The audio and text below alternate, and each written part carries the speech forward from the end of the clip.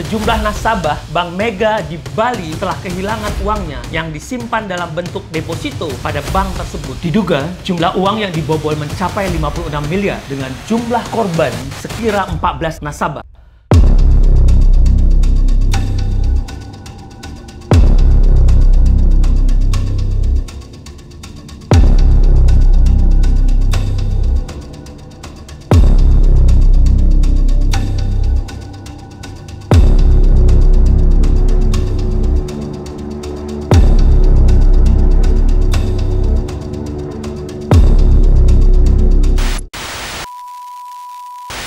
Assalamualaikum warahmatullahi wabarakatuh. Salam sejahtera buat kita semua. Bersama saya Azmi Sahputra, hari ini akan menyampaikan kembali dalam catatan hukum Potret Hukum Indonesia. Yang akan saya kupas dalam anotasi hukum kali ini terkait kejahatan bank. Rekan-rekan sekalian, sejumlah nasabah Bank Mega di Bali telah kehilangan uangnya yang disimpan dalam bentuk deposito pada bank tersebut. Kasus ini mulai terungkap dalam pemberitaan di media massa sejak beberapa hari yang lalu. Diduga jumlah uang yang dibobol mencapai 56 miliar dengan jumlah korban sekira 14 nasabah. Kuasa hukum nasabah yang jadi korban bank ini, Suryatin Lijaya, menyatakan bahwa para nasabah yang menjadi kliennya tidak pernah mencairkan deposito sejak menabung di Bank Mega dari tahun 2015 sampai tahun 2019. Dijelaskan, nasabah atau kliennya hadir di Bank Mega pada November 2020 untuk mencairkan depositonya. Namun ternyata apa yang terjadi? Petugas bank menyatakan deposito nasabah tersebut sudah dicairkan dan rekening mereka tersebut sudah dibekukan. How come? Bagaimana ini bisa terjadi? Ya, inilah kejahatan bank. Perbuatan yang berhubungan dengan kegiatan-kegiatan dalam menjalankan usaha perbankan yang biasanya diketahui kerjanya clear, teliti, hati-hati, tertib, penuh SOP, berpendidikan, cukup memiliki status berintegritas di tengah masyarakat. Namun, di lembaga bank ini juga bisa rawan terjadi kejahatan dan manipulasi. Rekan-rekan sekalian, tindak pidana perbankan bukanlah sesuatu yang baru. Tidak jarang orang bank disebut penjahat yang sadis karena mereka dianggap serakah, tidak peduli uang nasabah, sampai ada istilah bahwa melawan orang bank itu tidaklah mudah. Mereka terorganisir, banyak temannya, dan catatan bank lah yang selalu dianggap benar. Ya, masih ingat kan kasus Edi Tansil, kasus pembobolan bank di Indonesia yang melegenda di tahun 1991 melalui perusahaannya yang bergerak di bidang petrokimia. Jadi pintu bagi Edi Tansil masuk membobol Bank Bapindo pada waktu itu yang ruginya setara dengan 1, triliun. Perusahaan itu mengajukan kredit dan disetujui untuk membangun 3 pabrik. Namun proyeknya tidak pernah terrealisasi alias proyek itu fiktif. Bohong belaka. Edi Tansil mampu membobol bank karena dibantu orang dalam dari bank dan juga campur tangan kekuasaan dengan memanfaatkan kata blece atau surat sakti dari seorang petinggi di negara masa itu. Contoh lainnya adalah kasus Bank Syariah Mandiri Bogor sebagaimana dimuat dalam Kompas tertanggal 23 Oktober 2013. Pegawai Bank Syariah Mandiri Bogor ditangkap terkait kasus penyaluran kredit fiktif senilai 102 miliar. Kejahatan ini diketahui merupakan bagian dari sindikat perbankan. 4 orang tersangka ditetapkan dalam kasus ini. Yang mirisnya, 3 orang diantaranya merupakan karyawan bank. Modus yang digunakan tersangka adalah dengan memalsukan identitas 197 nasabah fiktif, baik melalui identitas nasabah maupun melalui persyaratan administratif lainnya. Kita lihat juga di tahun 2015 terjadi lagi pembobolan kredit Bank Mandiri cabang Bandung. Ya, di Bandung pada waktu itu dalam kasus yang dinyatakan sebagai kerugian negara atas pemberian fasilitas kredit oleh Bank Mandiri kepada PT Tirta Amarta. Ini total kerugiannya mencapai 1,8 triliun dengan modus dibesarkannya nilai aset dan data aset yang sebenarnya tidak benar. Dan lagi-lagi beberapa karyawan bank setingkat manajer menjadi tersangka dalam kasus ini. Ya, mereka menyalahgunakan otoritasnya dengan sengaja melanggar prinsip kehati-hatian dalam bank. Lebih lanjut juga bisa dilihat pada kasus Bank BTN Di bank ini juga pernah terjadi penawaran biliet deposito palsu oleh oknum karyawan berstatus kepala kantor kas pada Bank BTN. Total kerugian dana nasabah akibat biliet deposito palsu ini mencapai 256 miliar yang dilakukan di 2 kantor kas bank tersebut. Modusnya adalah oknum pegawai bank menawarkan produk deposito dengan tingkat bunga jauh di atas yang ditawarkan oleh BTN. Sindikat ini juga memalsukan tanda tangan dan data-data nasabah. Kasus serupa pun pernah terjadi di Bank Permata. Kejaksaan Agung pernah menetapkan tersangka atas kejahatan perbankan. Terkait juga dalam pencairan deposito yang terjadi di Bank Permata senilai 6 miliar. Tersangkanya adalah mantan kepala cabangnya, Kepala Cabang Bank Permata Kenari Jakarta Pusat pada waktu itu, yang bekerja sama dengan Direktur Keuangan sebuah perusahaan.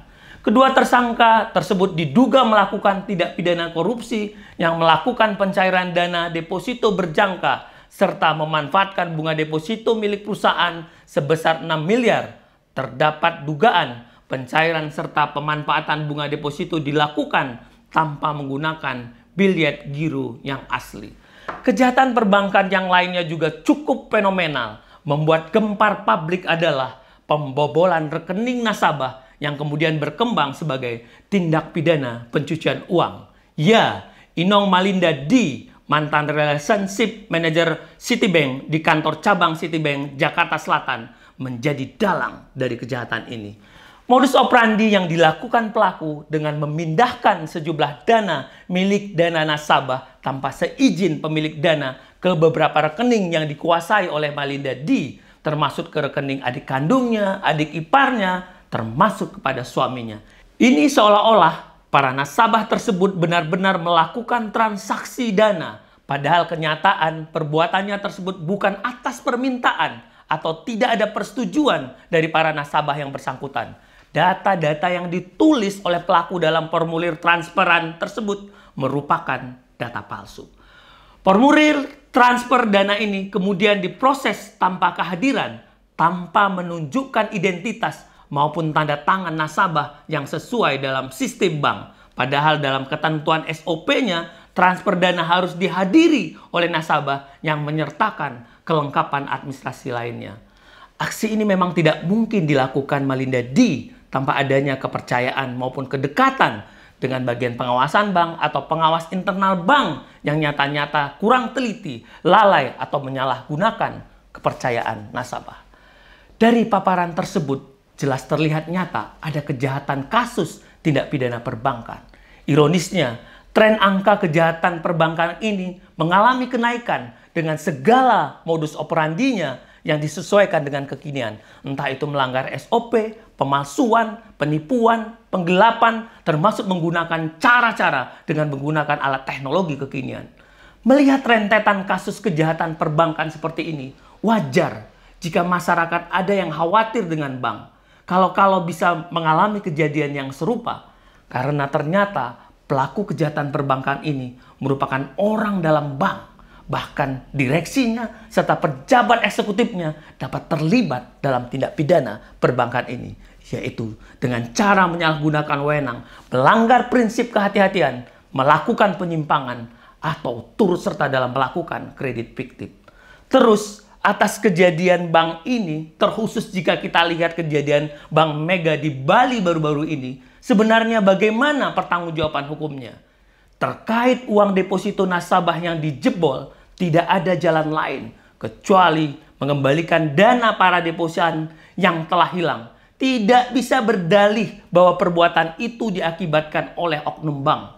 Karena ketentuan pertanggungjawaban ini jelas tertuang dalam aturan Otoritas Jasa Keuangan sebagaimana dimuat dalam Peraturan OJK Nomor 1 POJK 07/2013 tentang perlindungan konsumen sektor jasa keuangan.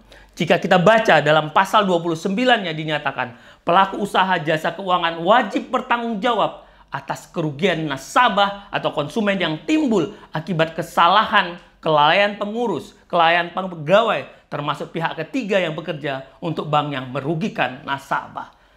Jadi, uang nasabah harus dikembalikan, dibayarkan pada nasabah karena dalam aturan OJK tersebut jelas dinyatakan kalau ada pegawai yang bersalah, kalau ada orang bank yang melakukan kesalahan dan merugikan nasabah, maka banklah yang harus bertanggung jawab.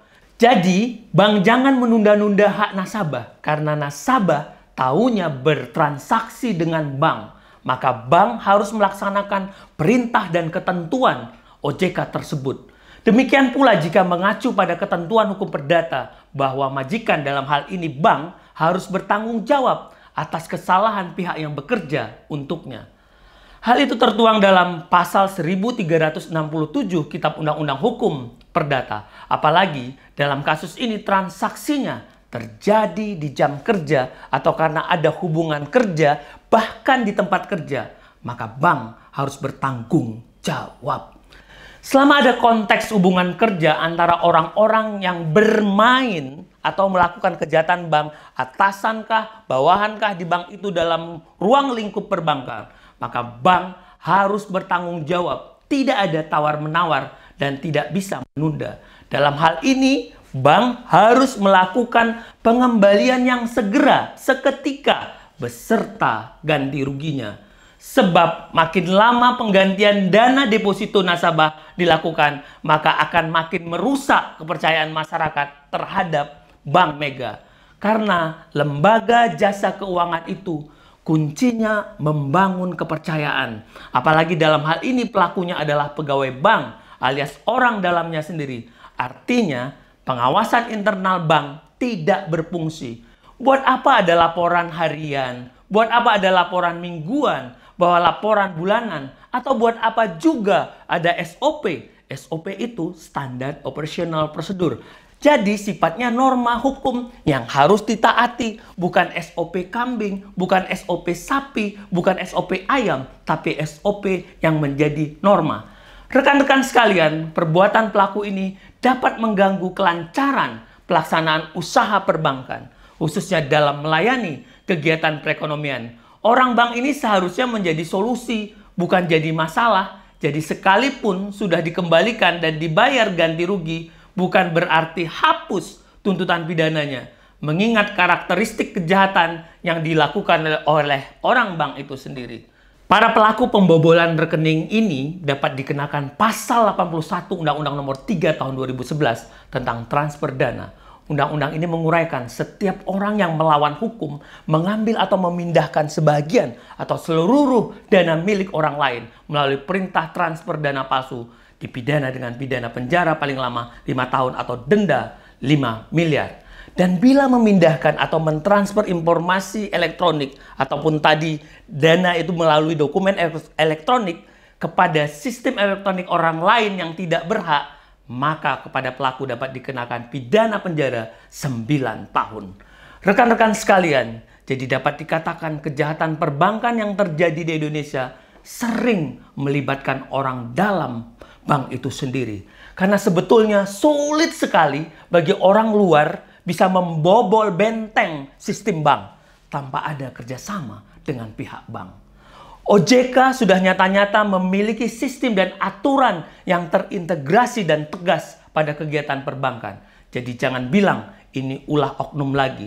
Bank harus menjaga uang nasabah, apalagi uang deposito. Karena deposito itu produk yang semestinya lebih aman. Tetapi dalam kasus Bank Mega Bali ini, deposito nasabah malah sudah dicuri dahulu oleh penjahat bank. Jika demikian fungsinya apa? Mereka orang bank itu bukan lagi sebagai pejabat bank, melainkan sebagai penjahat bank. Sehingga muncul pertanyaan, di mana fungsinya pengawasan internal bank dan peran pimpinan bank yang semestinya mencatat sebenar-benarnya atas segala transaksi yang bertalian dengan kegiatan perbankan, termasuk melakukan pengawasan yang optimal. Karena kejahatan ini bisa terjadi bila ada keinginan yang sama di antara para pihak-pihak terkait dalam bank itu sendiri. Maka melihat kejahatan ini, mestinya peraturan harus dijalankan dengan tegas. Karena kalau tidak ada kejujuran dan amanah dalam melaksanakan pekerjaan perbankan, semua akan menjadi sia-sia. Karena peraturan itu hanya merupakan awal dari satu proses penanggulangan kejahatan, termasuk ancaman penerapan sanksi bagi pelaku. Setelah itu, kejujuran. Setelah itu etika pegawai banklah yang menjadi panduan dalam menjalankan usaha.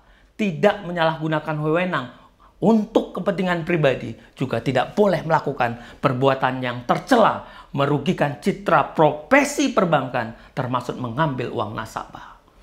Rekan-rekan sekalian, mari kita semua mewujudkan sektor jasa keuangan yang tangguh, tumbuh secara berkelanjutan dan stabil, dan mampu melindungi kepentingan nasabah dan masyarakat.